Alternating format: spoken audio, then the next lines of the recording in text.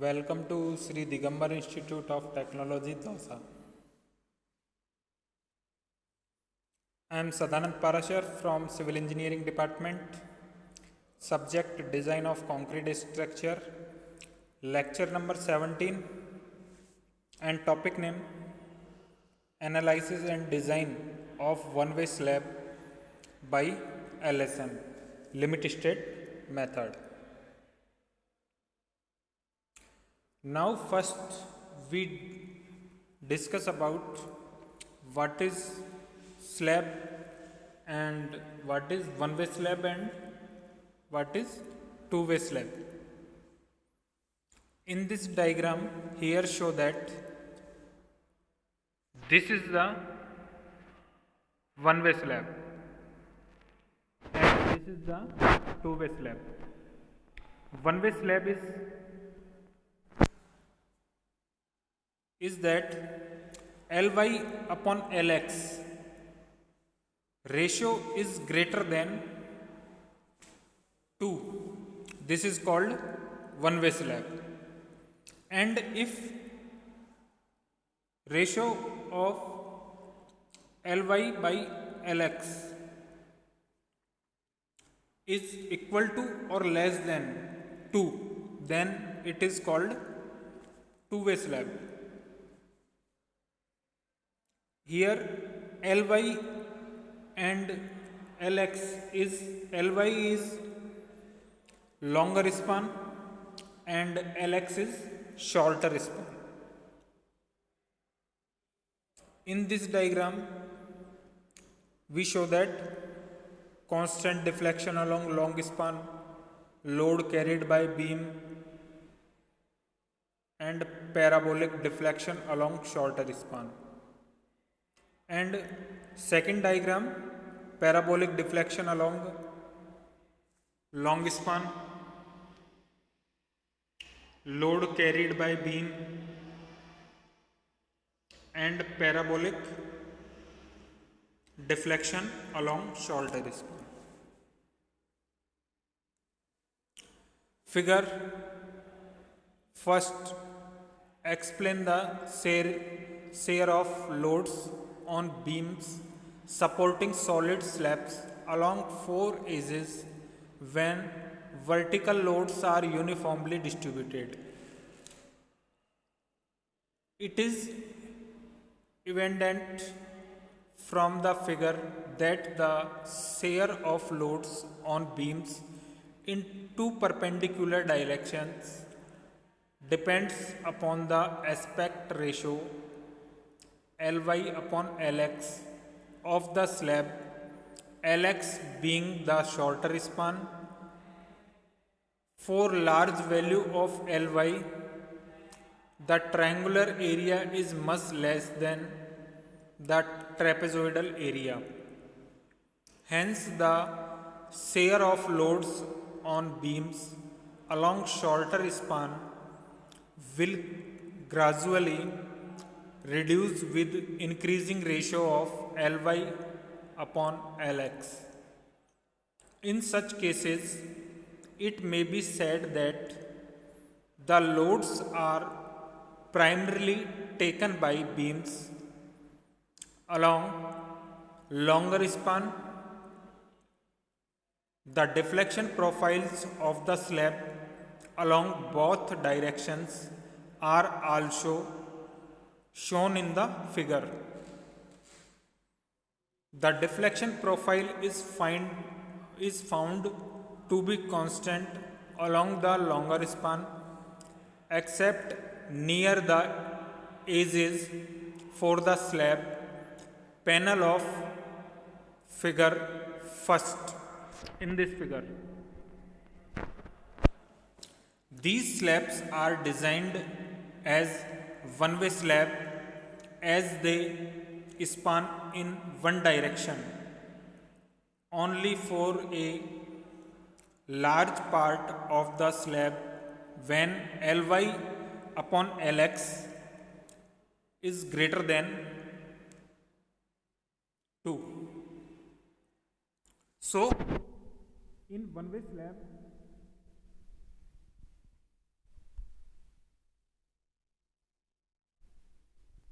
only designed for one direction only, or what is one direction? In the shorter direction, and two-way slab, this is designed for both the direction, for longer direction and for shorter direction. On other hand, for square slab of Ly by Lx equal to 1 and rectangular slab of Ly upon Lx up to 2, the deflection profiles in the two directions are parabolic. Thus, they are spinning in two directions, and these slabs with Ly by Lx up to 2 are designated as two-way slabs when supported on all edges. It would be noted that an entirely one-way slab would need lack of supports on shorter edges. Also, even for Ly by Lx less than 2, absence of supports in two parallel edges will render the slab one way. In figure 2nd, the separating the line at 45 degree is tentative, serving purpose of design. Actually, this angle is a function of Ly by Lx. Now we will discuss about design of one-way slab. The procedure of the design of one-way slab is the same as that of beams. However, the amounts of reinforcing bars are for 1 meter width of the slab as to be determined from either the governing design moments, either positive or negative, or from the requirement of minimum reinforcement. These are the different steps of design of one-way slab. Step first, selection of preliminary depth of slab. So first we assumed depth of slab to effective depth ratio. The depth of slab shall be assumed from the span to effective depth ratio. Step second, design loads, bending moment and shear forces. The total factor load are to be determined adding the estimated dead load of the slab, load of the floor finish or live loads, etc., after multiplying each of them with the respective partial factor of safety. In this portion, design of loads, we calculate all the loads like live load, dead load, self weight, and after sum of all the loads multiply with factor of safety. In limit state method, we assumed factor of safety for loads 1.5. Thereafter, the design positive and negative bending moment and shear force are to be determined using the respective coefficient. And these coefficient we will selected from table 12 and 13 of Indian Standard Code 456/2000. Now, step third, determination and or checking of the effective and total depth of slab. Now we check the effective depth, which is correct or not correct. If not correct, then we again assumed better effective depth. The effective depth of the slab shall be determined employing mu lim equal to ru lim into bd square. The total depth of the slab shall then be determined adding appropriating nominal cover, which is selected from table 16 of Indian Standard Code 456/2000, and half of the diameter of the larger bar if the bars are of different sizes. Normally, the computed depth of the slab comes out to be much less than the assumed depth in step 1. However, final selection of the depth shall be done after checking the depth for shear force. Step 4th, depth of the slab for shear force. Theoretically, the depth of the slab can be checked for shear force if the design shear strength of concrete is known. Since this depends upon the percentage of tensile reinforcement, the shear strength shall be assumed considering the lowest percentage of the steel. In previous video, shear and bond video, we discussed about how to calculate TOSI, design shear strength, which is we select according to values. First, percentage of steel and grade of concrete. The value of TOSI shall be modified after knowing the multiplying factor K from the depth tentatively selected for the slab in step 3rd. If necessary, the depth of the slab shall be modified. Step 5th, determination of area of steel. Area of steel reinforcement along the direction of one-way slab should be determined employing the following equation, which is mu equal to 0.87 Fy AST into D bracket 1 minus AST into Fy divided by FCK BD. Here we already discussed in all other videos that Fy is yield strength of concrete, yield strength of steel, AST area of steel, D effective depth, and FCK characteristic strength of concrete, and B width. The above equation is applicable as the slab in most of the cases is under reinforced due to the selection of depth larger than the computed value in step 3rd.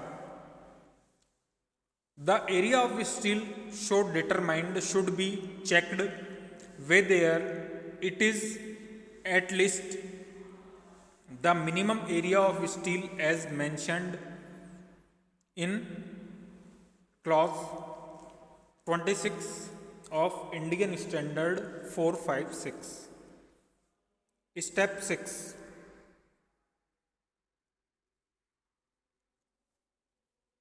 selection of diameters and spacing of reinforcing bars. In this step,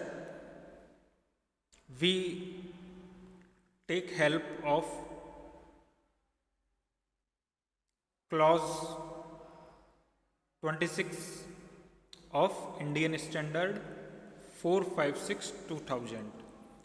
We selected all the values according to the clause of chords. The diameter and spacing of bars are to be determined as per clause 26.5.2.2 and 26.3.3 of Indian Standard Code 456 as mentioned in step 5. This step may be avoided when using the tables and charts of SP 16.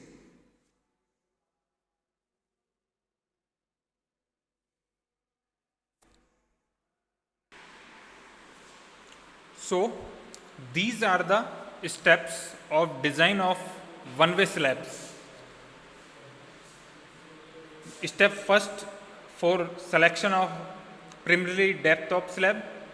Step second, design loads, bending moments and shear forces. And step 3, determination or checking of the effective and total depth of slabs. And step 4th, depth of the slab for shear force.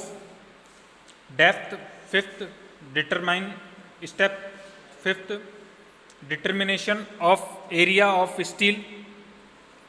And step 6, selection of diameters and spacing. कुछ नहीं कर रहा मैं.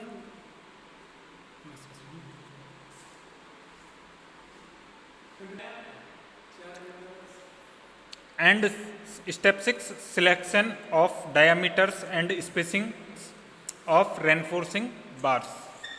These are the according Indian Standard 456/2000.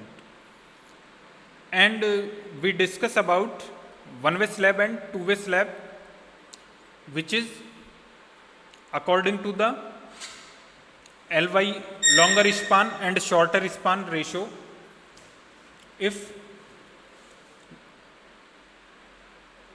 If longer span upon shorter span ratio is less than or equal to 2, then this is called two-way slab. And if longer span upon shorter span ratio is greater than 2, then this is called two-way slab. And we discuss about that the deflection profile is found to be constant along the longer span except near the edges for the slab. These slabs are designed as one-way slabs as they span in one direction.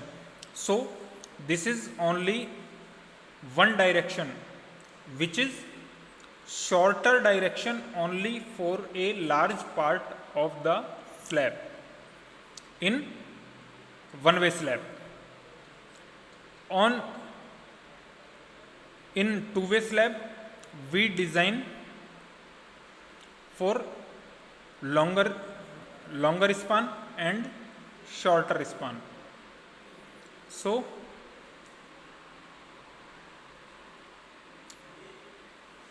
and two-way slabs subjected mostly to uniform loads resist them primarily by bending about the axis. However, as in the two-way slab, the depth of the two-way slabs should also be checked for the shear stresses to avoid any reinforcement for shear. Moreover, these slabs should have sufficient depth for the deflection, for the controlled deflection. Thus, strength and deflection are the requirements of design of two-way slab. Shear forces are computed following the procedure stated below with reference to according to the two-way slab figure. The two-way slab is divided into two trapezoidal and two triangular zones by drawing lines from each corner at an angle of 45 degree.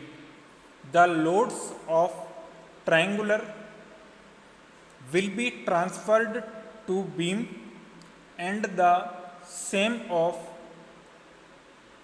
trapezoidal segment, trapezoidal other segment.